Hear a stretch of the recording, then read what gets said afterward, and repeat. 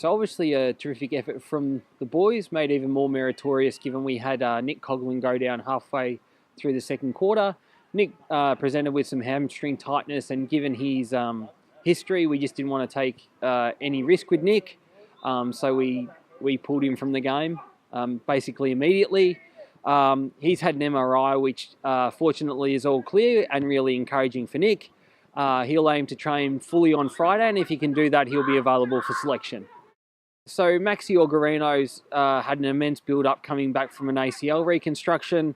We put him through a really heavy 6-week loading phase before returning him to play. He's then played 7 games in a row. Towards the end of this 7-game block for Maxi, we noticed that some of his GPS markers and wellness markers were down. As a byproduct, we've thought that to make sure that Max hits the ground running for the rest of the year, he'd benefit from a week rest.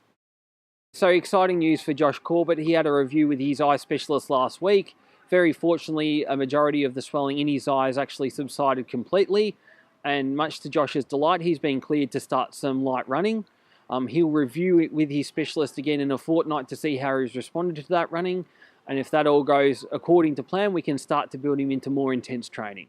So really exciting that after a lot of hard work, Judah Dundon was able to get out for Werribee Districts and return to play and have an impact at that level. So that was really exciting for Judah. He's put a lot of work in and has really rode every bump of his rehab. So to come out with flying colours is really encouraging for Judah. So we had Brady Sharp return from his 5th metacarpal fracture.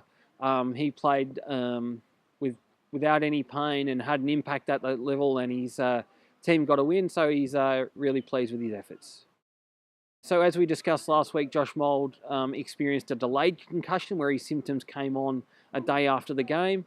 As I mentioned, our duty of care is to be very careful with those types of symptoms.